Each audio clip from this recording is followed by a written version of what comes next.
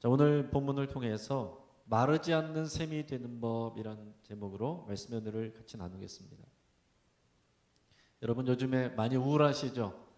우리가 정서적으로 우울할 뿐만이 아니라 이것이 계속되다 보면은 우리가 영적으로도 다운이 되고 침체되기가 쉽습니다. 우리가 영적으로 다운이 되고 또 정서적으로 다운이 되는 이런 일들이 여러 가지 이유로 인해서 이렇게 될 수가 있습니다. 지금 우리가 코로나 우울증이란 말도 하게 되는데요. 우리가 사람을 만나서도 안 되고 예배도 할 수가 없고 마음대로 힘있게 찬양할 수도 없는 이런 상황이 많이 우리를 힘들게 합니다. 또 경제적으로 어려움을 당하신 분들, 직장을 잃으신 분들도 계시고 또 이번에 더 강화된 조치로 인해서 또 이제 가게를 문을 갑자기 닫아야 되는 그런 분들도 계십니다. 또 우리 학생들은 학업이 정상적으로 이루어질 수가 없어서 진로를 계획하고 준비하는 데 있어서 어려움을 겪는 일들도 있습니다. 그리고 뿐만 아니라 우리가 자연적인 우리가 생애 주기에 따라서 찾아오는 그런 우울증도 있습니다.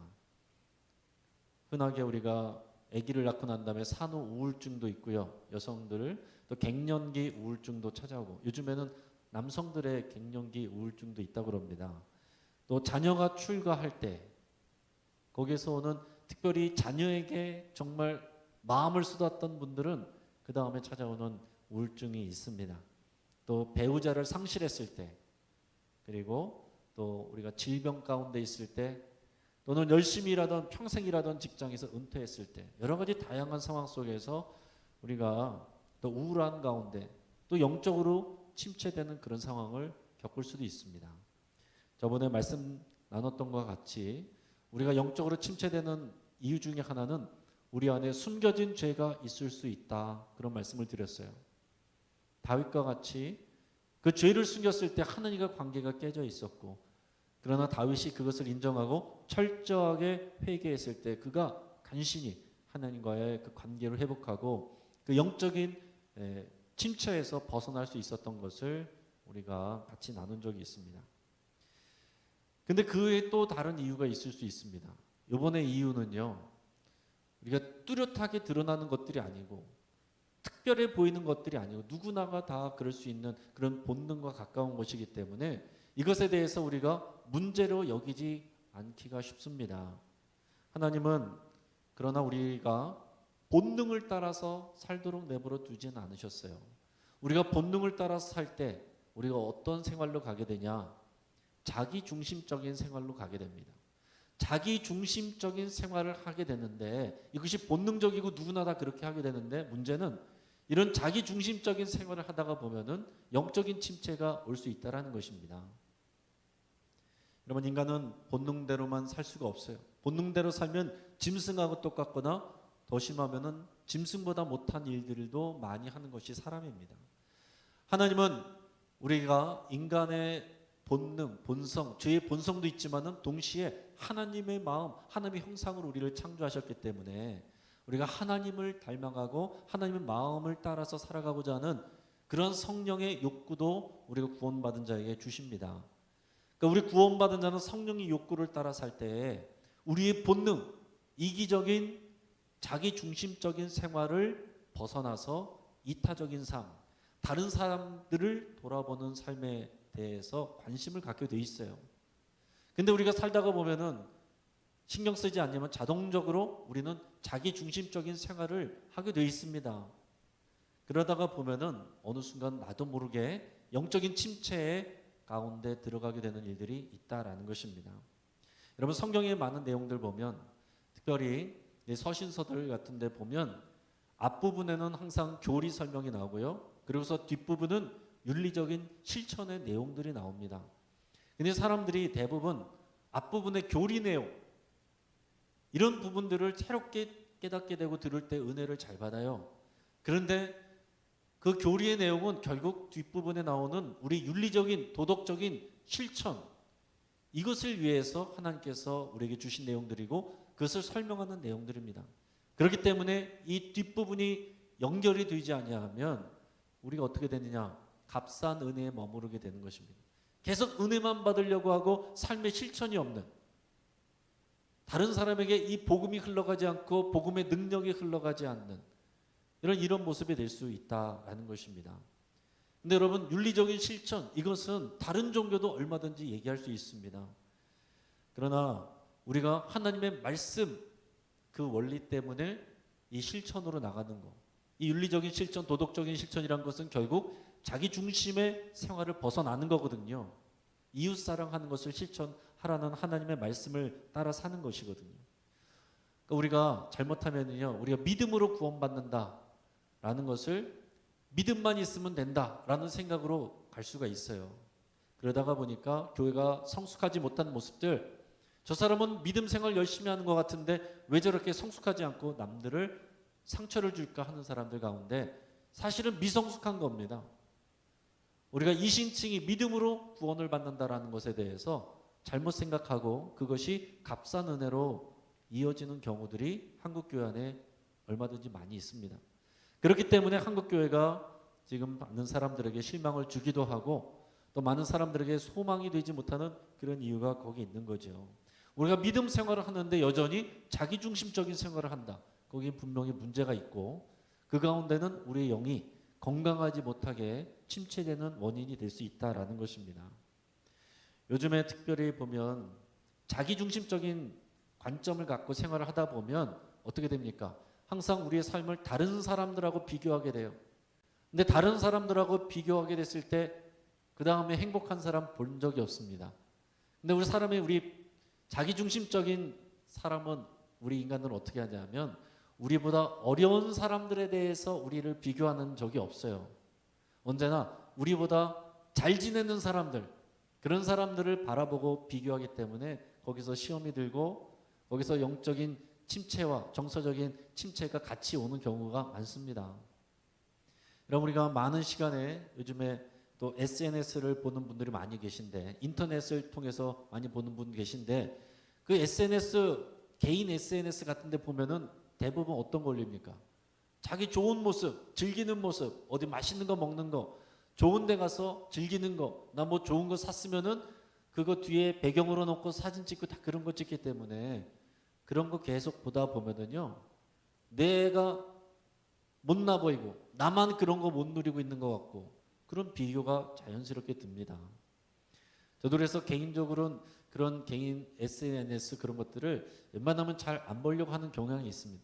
보면은 저도 주눅이 드는 그런 게 있어요. 그러니까 남들은 다 잘 지내는 것 같고 나만 힘들게 지내는 것 같고 그런 생각이 자동적으로 들어오게 된다라는 것입니다. 여러분, TV 예능 같은 거 요즘에 보면 관찰 예능 이런 거 많더라고요. 관찰 예능은 뭡니까? 누구 어떻게 사는지, 그 집에 가서 어떻게 사는지, 뭐하고 사는지 이런 거 비춰주는데 대부분 웬만한 연예인도 아유 저 사람 잘 못 나가는 줄 알았는데 집을 비춰줬는데 보니까 의리의리한 거예요. 요즘에 그런 내용들 많이 나오는 것 같습니다. 근데 그런 내용 보고 격려받고 위로받는 경우 못 봤습니다. 그런 거 보면은 대부분이 갑자기 우울해져요. 아니 저 사람 되게 못 나가는 것 같았는데, 유명하지 않은 것 같은데 그런 사람도 저렇게 잘 사는구나. 저렇게 큰 집에서, 의리의리한 집에서 저렇게 맨날 먹고 놀고 하는 것만 같은 그런 모습으로 맨날 취미 생활하면서 저렇게 재밌게 사는구나. 이런 생각이 들어온다라는 거죠.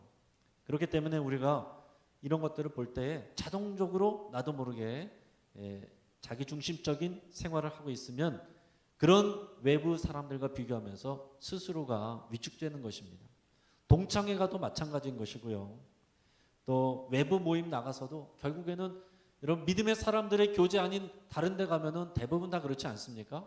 결국 다 자기 자랑하는 거예요. 그럼 그 가운데서 지지 않으려고 그거 하다가 보면은 내가 그만큼 하지 못하면은 거기서 오는 박탈감, 나는 뭔가 못난 것 같고 나보다 옛날에 못났던 공부도 못했던 친구가 잘 살고 있는 거 보면 거기에서 오는 박탈감, 그런 거 많이 오지 않습니까? 그래서 거기에서 오는 또 우울증 이런 것들로 연결되는 경우들이 많이 있어요. 여러분, 우리가 그런데 역설적으로인 것이 뭐냐면 침체되어 있는 사람들은 내 앞가림하기 바빠서 다른 사람을 돌볼 여유가 없다 이렇게 생각하게 됩니다. 그렇게 해서 점점 더 자기 중심적인 생활로 들어가게 되는 거예요. 우리가 의지적으로 믿음으로 말씀을 붙잡고 이것을 깨지 아니하면 우리가 계속 그 안에 나도 모르는 사이, 이것은 어떻게 죄라고 특정짓기가 어려운 그런 부분들이기 때문에 자연스러운 생활의 일부분이기 때문에 나도 모르게 자연스럽게 우리 안에 흘러들어와서 어느 순간 내 자신을 올가매고 주저앉게 만드는 그런 이유가 될 수 있다는 것입니다. 여러분, 이것은 목회자도 마찬가지예요. 어떤 목사님 목회 간증 제가 본 적이 있는데 그 목사님도 열심히 목회했는데 어느 순간에 고갈이 됐습니다. 번아웃 됐어요. 목회할 마음이 안 나고 기쁨이 나지 않고 교인들을 보는데 즐겁지가 않고 보람이 없고 내가 이렇게 목회를 해야 되나, 완전히 영적인 침체, 영적인 어둠 가운데 잠겨 있었습니다. 그래서 한동안을 그렇게 고통하고 있었던 이분이 성경 말씀을 통해서 이 침체를 완전히 벗어나게 되는 일이 있었다는 것을 간증을 했는데, 그때 그 간증했던 그 본문의 말씀이 오늘 읽었던 말씀입니다. 오늘 본문 말씀 다시 한번 같이 읽어볼게요. 오늘 본문 말씀 잘 생각하시면서 같이 한번 다시 읽어보겠습니다. 10절 11절 말씀입니다. 저 시작. 줄인 자에게 내 심정을 동하며 괴로워하는 자의 심정을 만족하게 하면 내 빛이 흑암 중에서 떠올라 내 어둠이 낮과 같이 될 것이며 여호와가 너를 항상 인도하여 마른 곳에서도 내 영혼을 만족하게 하며 내 뼈를 견고하게 하려니 너는 물된 동산 같겠고 물이 끊어지지 아니하는 샘 같을 것이라. 아멘.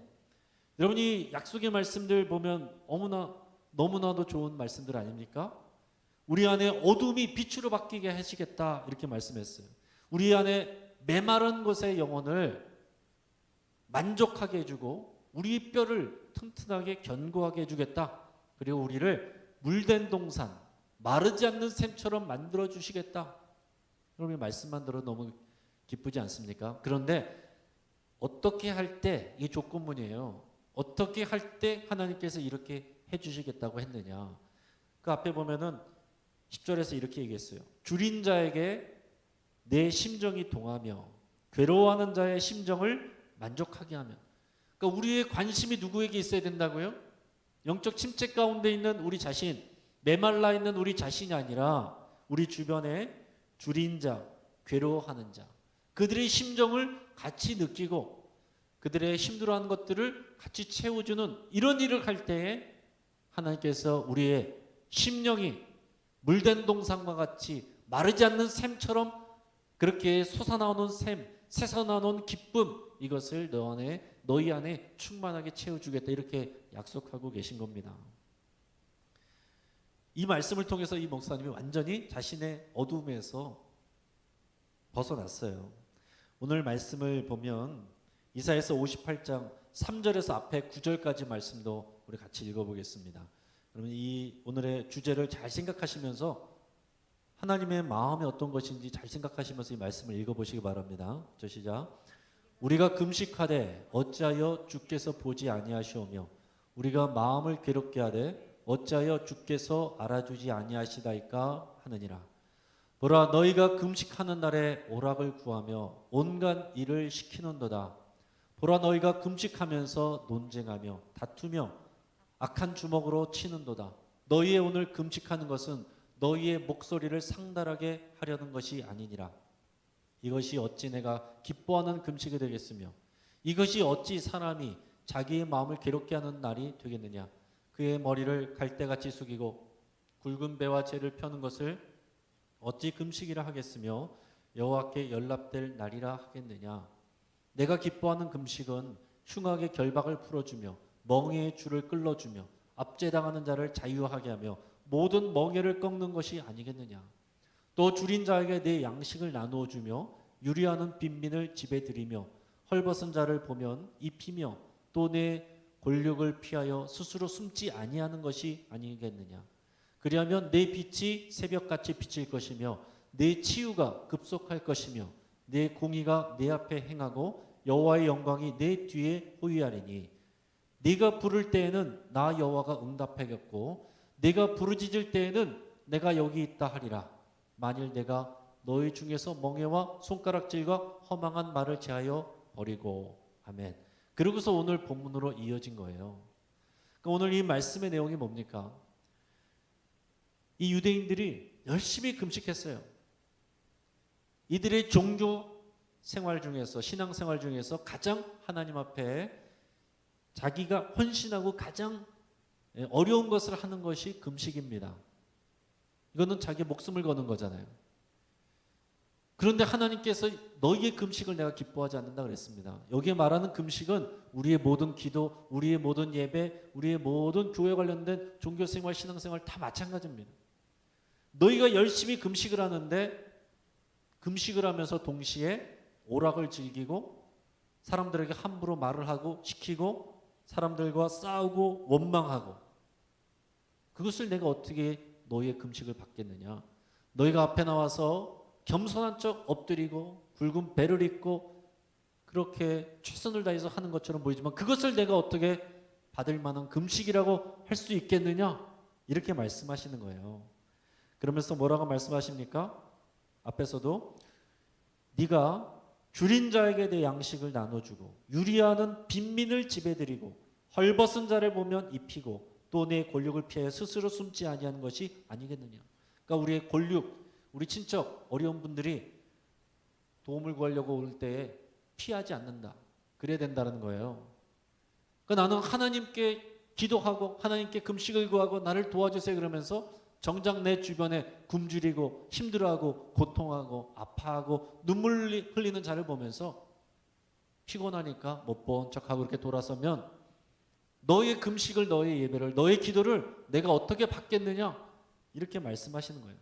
그렇게 하지 않고 그들을 돕고 그들에게 배고픈 것들을 또 채워주고 먹여주고 그들을 돌봐주고 그들의 아픈 마음을 같이 마음으로 느껴주고 하면 너의 빛이 새벽빛같이 빛나고 하나님의 영광이 너의 뒤를 지켜줄 것이고 너의 아픈 곳에 대한 치유가 급속히 일어날 것이고 하나님의 공의가 너를 지킬 것이다. 이런 말씀을 하시는 겁니다. 여러분, 우리가 어떻게 하면 하나님의 응답을 받느냐, 어떻게 하면 하나님의 그런 치유가 임하겠느냐, 오늘 여기서 말씀 다 하시는 거예요. 여러분, 뭡니까? 우리의 열심히 부족해서만 하나님이 안 주시는 게 아니다라는 거예요. 하나님께서 우리에게 주고자 하시는 것은 우리 언약 관계인데, 언약 관계는 하나님 사랑, 이웃 사랑입니다. 하나님을 사랑한다고 내가 열심히 금식도 하는데 이웃 사랑이 없어요. 나 자기 중심적인 생활, 교회 나오는데 다른 사람들을 신경 쓰지 않습니다. 아, 구역이요? 아, 무슨 모임이요? 아, 피곤합니다. 아유, 교회 깊게 들어가고 싶지 않습니다. 상처받기 싫습니다. 그냥 내가 내 필요한 대로 교회 나와서 예배하고 내 할 도리 다 하고 내 필요한 거 구하고 그거면 됐습니다. 크게 문제 없어 보이지만 여러분, 하나님께서 이런 마음을 갖고 계신 거예요. 그 순간부터, 어느 순간부터 내 안에 나는 교회를 다니고 있고 신앙생활을 하고 있고 열심히 금식도 하고 기도도 하고 뭣도 하고 있는데 내 안에 올라오는 샘이 없다는 거예요. 기쁨의 샘물이 없는 것입니다. 하나님의 응답이 이루어지지 않는 거예요. 여러분, 오늘 이것을 이사야의 말씀에서 하나님께서 말씀하고 계신 겁니다. 오늘 이스라엘에게, 이 남유다 백성들에게 하나님께서 강조하시고자 하는 것은 너희가 신앙생활 열심히 하면서 자기 중심적으로만 자기만 바라보고 있는 거, 그것은 내가 받을 수 있는 것이 아니다. 그건 진짜가 아니다. 이 말씀을 하시는 겁니다. 하나님의 말씀 때문에, 하나님 사랑 때문에 내 주변에 있는 줄인 자들, 굶주린 자들, 괴로워하는 자들, 빈민들, 그런 사람들을 돌아볼 때, 다른 사람들을 돌아볼 때에 그들의 마음과 너희가 마음을 같이 할 때에 하나님의 영광이, 하나님의 치유가, 하나님의 공의가, 하나님의 기쁨의 샘물이 너희 안에 충만하게 채워지리라. 이 말씀을 하고 계신 거예요. 여러분, 굉장히 중요한 부분입니다. 오늘 이 말씀을 통해서 우리가 정말 하나님의 마음이 어떤 것인지 잘 깊이 생각할 수 있길 바랍니다. 우리가 신앙생활을 해도, 봉사를 해도, 심지어 목회를 해도 자기 중심적으로 할 수가 있어요. 하나님의 영광을 위해서 한다고 하지만은 어느 순간 하다가 보면은 내 중심적으로 내가 인정받으려고 나의 목회, 나의 섬김, 내 일, 내 부서, 이렇게 될 수 있다는 것입니다. 그러다가 보면은 내가 생각한 기대만큼 내 환경과 사람들의 반응이 오지 않을 때에 쉽게 넘어지는 겁니다. 엘리야 선지자가 갈멜산에서 여러분 850명의 이방인 제사장들을 다 물리치고, 그런데 그러고 나서 쫓기는 신세가 됐죠. 로뎀나무 안에서 죽기를 구했습니다. 나만 혼자 이게 뭡니까? 열심히 했는데 결국 이게 뭡니까? 차라리 나를 죽여주십시오. 그때 하나님께서 그에게 물을 주고 또 쓰다듬어 주고 위로하시면서 하신 말씀이 바알에게 무릎 꿇지 않은 7,000명이 있다 이렇게 얘기하셨습니다. 그 주변에 자기만 혼자 하는 줄 알았는데 너 말고도 바알에게 무릎 꿇지 않는 자들이 7,000명 있다. 하나님이 그 말씀을 하셨어요. 나만 바라보고 있을 때 그 안에 불평이 들어오고 낙심이 들어오고 절망이 들어오고 영적인 승리 뒤에도 급작스럽게 우리가 넘어질 수 있다는 것입니다. 대단한 영적인 일을 했음에도 불구하고 그 뒤에 넘어지는 사람들 많이 있습니다. 특별히 하나님의 일을 한다고 하면서 그런 일들 많이 있어요. 우리는 이 하나님의 원리, 하나님의 말씀을 잘 생각하셔야 됩니다. 자, 그러면 우리가 어떻게 하면 되느냐? 그러면 어떻게 하면은 자기 중심적인 우리 신앙생활을 벗어날 수 있겠느냐? 첫째는요, 두 가지만 말씀드리겠습니다. 첫째는 믿지 않는 사람들에게 그리스도에 대해서 나누는 것입니다. 여러분, 이것이 굉장히 중요한 부분이에요. 믿지 않는 사람들에게 그리스도를 나누는 것입니다. 평생 목회하신 어느 목사님에게 아들 목사님이 어떻게 하면 그리스도인의 기쁨을 지킬 수 있고 회복할 수 있겠습니까? 이렇게 물어봤더니 아버지 목사님이 이렇게 얘기했어요. 자신의 믿음을 나누는 거야. 여러분, 그리스도인의 기쁨이란 것은 그런 것입니다. 나눌 때 커지는 거예요. 우리가 이미 복음을 받았습니다. 그런데 왜 복음을 받았는데 우리 안에 기쁨이 없어요? 나누지 않아서 그런 것입니다. 이 그리스도의 이름을, 그리스도의 생명을, 그리스도의 구원을 나눌 때 우리에게 그것이 새로워져요. 근데 요즘 어떻습니까? 코로나로 인해서 나누기도 어렵습니다. 교회에 대한 이미지가 땅으로 지금 처박히고 있습니다. 그래서 교회에게, 예수님에게 꺼내기가 더 어려울 거예요. 그러나 그럼에도 불구하고 예수님의 이야기를 지혜롭게 꺼내셔야 돼요. 그 가운데서도 정말 필요로 하는 사람들이 있습니다. 여러분, 이것이 나의 이야기로, 나의 간증으로 얘기하면 거기에 대해서 뭐라고 할 사람이 없어요. 여러분, 오늘 이 말씀에 대해서 잘 기억하실 수 있기 바랍니다. 예수 그리스도를 나누는 겁니다. 그리고 두 번째는 우리 주변에 아파하고 어려워하고 힘들어하고 상처받은 사람들, 그 사람들의 물질적인, 실질적인 도움을 주고, 그리고 아파하고 힘들어하는 그 사람들의 마음을 공감해 주는 것. 이것이 피곤할 수 있지만 그것을 통해서 우리가 잃어버린 기쁨이 회복됩니다. 여러분, 이것은 분명한 사실이에요. 여러분, 그래서 선교지에 가면 여러분 가능하시면 선교지에 많이 나가보시기를 바랍니다. 요즘에는 이제 나갈 수가 없지만 선교지에 가면 그거 생각하게 되는 거예요. 내가 무언가 나눠주는 줄 알고 갔는데, 가르쳐 주려고 그러는 줄 알고 갔는데 선교지에 가보면요 다 깨집니다. 왜 깨지냐? 이미 하나님께서 거기서 역사하고 계시거든요. 내가 하나님을 더 많이 알고 있는 것 같은데 거기에 이미 선교지 안에서 하나님을 잘 알고 하나님을 누리고 하나님을 즐거워하는 사람들이 많이 있어요. 오히려 그 사람들에게서 사랑을 받습니다. 그러면은 내가 나눠주는 것이 아니고 오히려 내가 나눔을 받는 것을 경험하게 되고, 오히려 내가 그들을 사역하는 줄 알았는데 내가 사역받는다, 섬김을 받는다, 이 느낌 받고 오게 됩니다. 그래서 여러분, 우리 자녀들 유럽 배낭여행 갔다 오면은요, 유럽 배낭여행 불만이 쌓입니다. 그럴 수 있어요. 그러나 여러분, 선교지에 보내면 여러분 그리스도에 대한 비전을 갖습니다. 여러분, 이거 잘 생각하셔야 돼요. 그러니까 그게 왜 그러느냐? 여기 안에 아까 말씀드린 것 같은 그런 원리가 다 있는 것입니다. 우리는 우리보다 잘 사는 것들을 바라보면서 동경하고, 그것을 반대적으로 우리 자신에 대해서 절망하고 낙심하고 불평하고, 그러면서 우리 정서가 다운되고, 그러면서 우리 영적으로 침체가 오는 것입니다.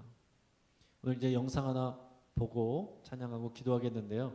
우리 북한 지하교회에 대해서 우리가 나누는 그런 내용입니다. 우리 북한 지하교회는 한 번, 한두 번 예화로 듣고 그냥 끝날 일이 아니에요. 바로 우리 옆에 있는 현실이기 때문에 우리 이것을 반복하고 또 반복하고 잊지 않도록 하나님께서 우리를 바라보실 때 우리 북한의 지하교회 형제들과 함께 바라보실 겁니다. 우리 영상 틀어주시고 우리 영상을 바라보실 때 한 7분 정도 되는 영상인데 영상을 통해서 저들과 우리를 함께 보시겠구나 그 생각을 할 수 있기를 바랍니다. 북한 얘기를 좀 하겠습니다. 1972년 김일성의 지시하에서 북경에 평양에서 개성까지 고속도로를 놨는데 그 고속도로를 놓는 중에 뭐 공사를 해야 되잖아요. 산을 깎아야 되고 또 메워야 되고. 근데 거기에 불도저로 땅을 파던 그 불도저 운전한 사람이 그만 땅이 푹 꺼지면서 놀래가지고 내려가서 보니까 거기에 굴이 있는 거야. 그냥 굴이 아니고 사람이 만든 굴. 그래서 그 굴 속에를 들어가서 뭐 이런 게 있어 하고 들어가 보니까 거기 사람들 한 20여 명이 살고 있는 거예요. 기네스북에 아무도 올리지 않았지만 19년 동안을 그 땅굴 속에 산 거예요. 1953년부터 1972년까지 19년 동안 남자고 여자고 다 장발이고 뭐 허리까지 내려오는 머리를 갖고 있었고, 그리고 20여 명의 어른들, 그 중에 어린아이 13살 14살 난 두 어린아이가 있어서 그 아이를 다 끌어내다가 재판을 하고 재판한 다음에 사형 선고를 내리는데 13살짜리를 목을 매 죽입니다. 왜요? 총알이 아깝잖아요. 돈이 안 들잖아요. 목을 매 죽이면은 밧줄만 들어가잖아요. 이 아이를 의자에다 올려놓고 밧줄로 이렇게 묶는데 이 아이가 엄마 엄마 하고 부르니까 엄마를 불러줘? 아직 입도 가리지 않고 눈도 안 가린 상태고 손도 안 묶은 상태에서 목에 밧줄이 탁 걸렸는데 이 아이가 네 하고 대답하니까 이 아이 엄마가 누구냐고 손을 드니까 나오라고. 거기 동원됐던 3, 4천 명의 사람들의 눈이 그 여자 아주머니에게 꽂혔습니다. 무슨 말을 하려나. 이 아이가 엄마가 나오는 걸 보고 엄마 당연히 그랬겠죠. 우는데 그 아이가 부르는 거를 보는 엄마가 가까이 오면서 하는 말. 예수님 만나러 가는 길에 그렇게 소리 지르고 악을 쓰고 울고 이쁘게 가. 이 말을 듣고 이 아이가 죄송합니다. 그리고 죄송하다고 사죄하는 그 아이 보고 그 엄마하고 대화하는 걸 보고 화가 난 그 간수가 그 아이가 서 있던 의자를 툭 치는 바람에 이 아이가 떨어지는데 떨어지면서 손이 안 묶여 있으니까 손으로 밧줄을 잡고 메어 달린 상태가 됐어요.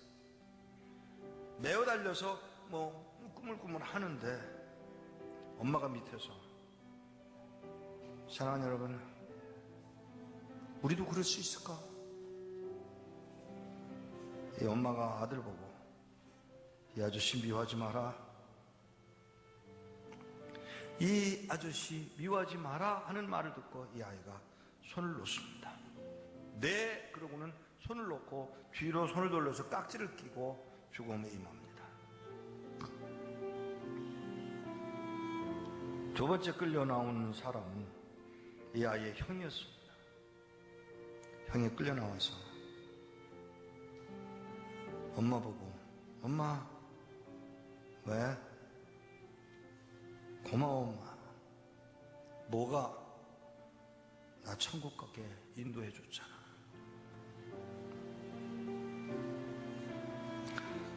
그래, 엄마가 하는 말. 자기 지금 둘째 아들이 저기 매달려 죽어 있습니다. 눈깔이 나오고 혓바닥이 나오고 축 늘어져서 죽어 있는 그 아이 옆에 서 있는 엄마가 큰아들 보고 하는 말이, 야, 조금 후에 보자. 네, 어머니. 이 아이는 자기 목을 맬 아저씨더라. 아저씨가 우리 동생도 죽였고 나도 죽일 거고 우리 엄마도 죽일 건데 그래도 아저씨를 사랑하는 분이 계세요. 뭐 어쩌거니 아저씨가 하는 말. 뭐? 누가? 예수님이요. 세 번째 끌려 나온 사람은 김태용 목사님이었습니다. 발가벗겨졌습니다. 땅바닥에 누웠습니다. 손을 피라고 그랬습니다. 아스팔트 깔 때 사용하는 커다란 바퀴로 그 목사님의 발끝부터 시작해서 으깨 죽이는데 목사님 입에서 나온 찬송가 내 구주 예수를 더욱 사랑. 이런 사람은 사랑하는 여러분, 오늘 이 코로나 시대에 우리의 믿음이 진짜인지를 우리가 평가받고 또 시험받는다 생각합니다. 평안할 때는 몰랐지만 우리가 정말 우리 믿음에 대해서 또 교회가 도전을 받고 시험을 받을 때 정말 우리의 믿음이 진짜인지, 우리 안에 있는 예수의 이름이 진짜인지, 우리가 복음을 통해서 받은 소망이 진짜인지 우리 스스로 점검하는 시간이 될 것입니다. 사랑하는 여러분, 우리 북한의 지하교회에 있는 우리 성도들 잊지 않으시고, 그리고 TV나 SNS에서나 너무나도 행복하게 잘 먹고 잘 사는 사람들의 모습 보지 마시고 언제나 이 북한 지하교회 성도들, 우리 형제들, 우리 선교지에 있는 많은 영혼들, 그 영혼들을 마음에 품을 수 있길 바랍니다. 하나님께서 우리에게 그 귀한 구원을 주시고 그 구원을 전할 수 있는 은혜 주신 것 우리가 믿음으로 감사하고 또 이 시간 또 찬양하며 기도할 수 있기를 바랍니다.